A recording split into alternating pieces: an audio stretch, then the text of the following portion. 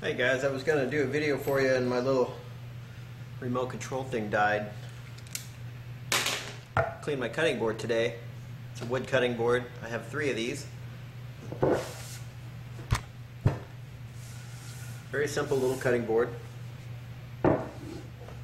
And I don't cut meat on it. Sometimes I do, but you shouldn't cut meat on your cutting board. And I normally clean it with vinegar. That's what I'm going to do right now. If you watch my other videos, you know that I use pure, full-strength, white distilled vinegar on pretty much everything. Just take a towel, spray it down, spray your cutting board down. Well, as you use your cutting board, a wood cutting board anyway, over a period of time, it'll dry out. And then when it dries out, of course, it'll start to crack. But mine hasn't done that yet. And I'm going to show you how to make sure that yours doesn't either. So the first thing you do is you clean it. Clean it with your vinegar. Putting them in sink, not a good idea. You don't want that much water on your cutting board. You should, if all possible, avoid washing your cutting board in the sink. If you do, I have a little sponge over here. It's Brandy's favorite toy. It's a sponge, and you put dish soap inside the handle and squeeze the button. Soap comes out. You wash your pots, pans, dishes, and that fills up with bacteria. And this is a bacteria magnet, so never use this on this. So if you're going to have to clean your cutting board, get a new one. Get it whatever kind of sponge. I use a paper towel for all that kind of stuff. You put the dish soap on there. If you need abrasive, if you got to scrub some stuff off, get a new one. Never use the one that you pulled out of the sink. Okay, so we wipe down our cutting board with vinegar, and there's no food or anything stuck to it. So now the fun part, now the messy part happens.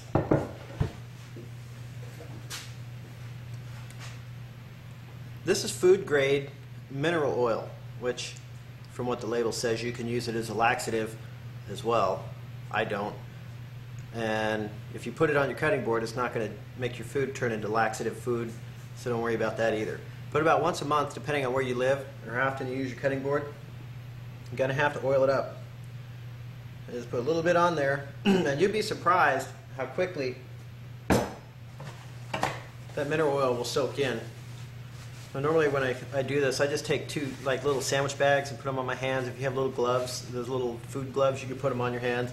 But basic idea, rub that mineral oil in there. Mineral oil has 2 benefits. The first benefit is it suffocates the germs because it seeps down in the cracks and takes the oxygen away from the little bacteria that may be in there, and then they freaking die. And that's what you want, dead germs on your cutting board. Well, you want no germs on your cutting board, but if they're going to live there, they should be dead. So this is like a little germ cemetery. Second thing it does is it lubricates the wood.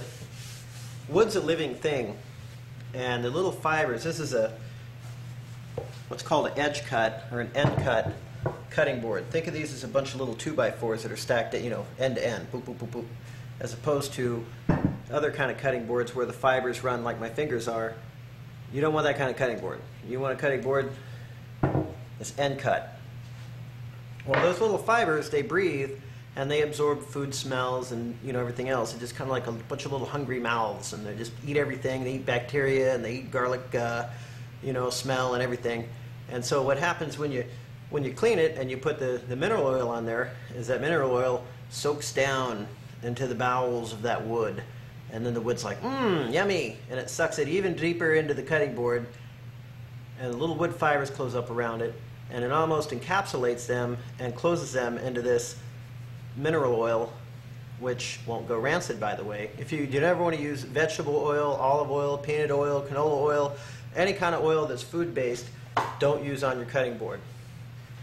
Use mineral oil. There's some food-grade like walnut oil. There's certain kinds of oils, if you go down to Home Depot or Lowe's, that are specifically for cutting boards and specifically for food safe applications. So you can use that, and some of those are more like stains though, because we're not going to refinish this, we're just doing maintenance on it. So I say just go down to Walgreens, Walmart, wherever your drugstore is, and get some food safe mineral oil. If it says laxative on it, that means you can put it on your cutting board. So, wipe that down, and it's already dry, and then flip it over. Alternate your cutting board. Which side you use your cutting board on. Clean it up with your vinegar, your white vinegar. There we go. You should let it dry out. So let that vinegar evaporate and go away.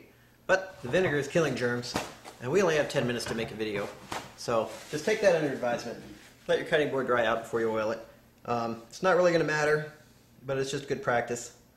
Put some more mineral oil on there and wipe that mineral oil in. If you get a brand new cutting board, you have to do this like 3, 4, 5, 6 times because the wood on that cutting board will just continually soak in that mineral oil. And that's what you want. You want your cutting board to be well hydrated but not wet. You don't want it to crack. So this thing's ready to rock and roll.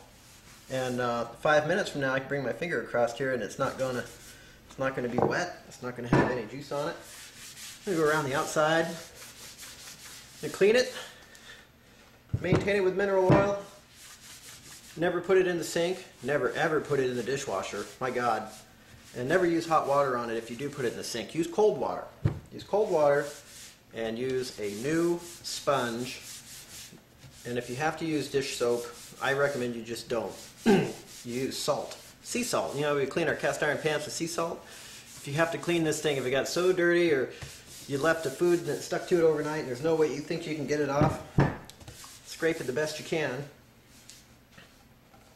Put it out of the sink with cold water and clean it just like I showed you how to clean a cast iron pan with sea salt. Use that cold water and the sea salt and use the abrasive properties of the sea salt. You get all of the stuck food off. Set it up on its end to let it dry. Some of them don't stand on their end, so you can lean it up against something. It doesn't matter. Let that thing completely dry and then take your mineral oil and rub it all over the board. You can do this as much as you want. I recommend you do it at least once a month. If it's hot outside, this thing's going to dry out a lot quicker. If you use it a lot, it's going to dry out a lot quicker. If you cut meat on it, or somebody or your family comes over and they pull a roast out of the oven or a steak and they cut something on here and the blood runs all over your cutting board and you're like, man, why'd you cut meat on my cutting board?